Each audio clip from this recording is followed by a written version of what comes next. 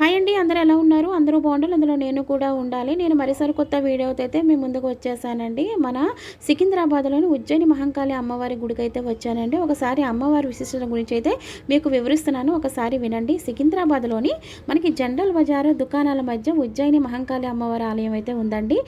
మొదట్లో ఇక్కడ ఒకే ఆలయం అయితే ఉండేదంటే అండి. క్రీస్తు శకం 1813లో సురటి అప్పయ్య అన్న వ్యక్తి మిలిటరీలో పనిచేసి ఈ ప్రాంతంలో నివసించేవారంటండి. ఆయనకి ఉజ్జయిని బదిలీ అయితే అక్కడికి వెళ్ళారంట.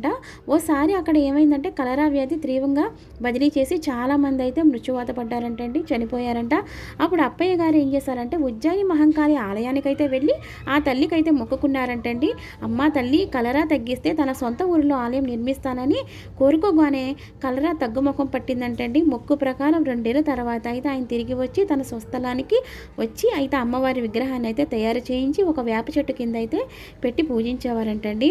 ఆ తర్వాత అక్కడ చిన్నగా ఆలయాన్ని అయితే నిర్మించారు. ఆ తర్వాత ఆలయం విస్తీర్ణం పెంచే క్రమంలో తూర్పు వైపున్న బావిని అయితే మరమ్మతు చేస్తుండగా అందులో మనకి మాణిక్యాంబ అమ్మవారి విగ్రహం అయితే మనకి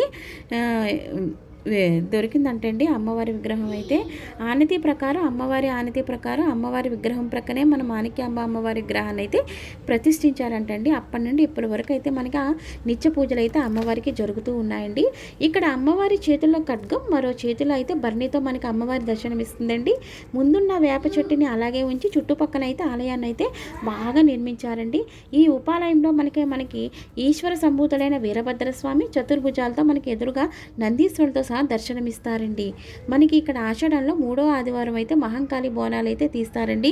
ఎక్కడెక్కడి నుంచో అయితే జనాలు తరలి వస్తూ ఉంటారండి. ఇక్కడ అమ్మవారికి ఒడిబియ్యం కూడా పోస్తారండి. చాలా ప్రత్యేకంగా అయితే ఈ అమ్మవారి బోనాలు అయితే చాలా అంగరంగ వైభవంగా జరుగుతాయండి. అమ్మవారి అనుగ్రహం మనందరిపైన ఉండాలండి. అమ్మవారి చల్లని దీవెనలు మనపైన ఉండాలి.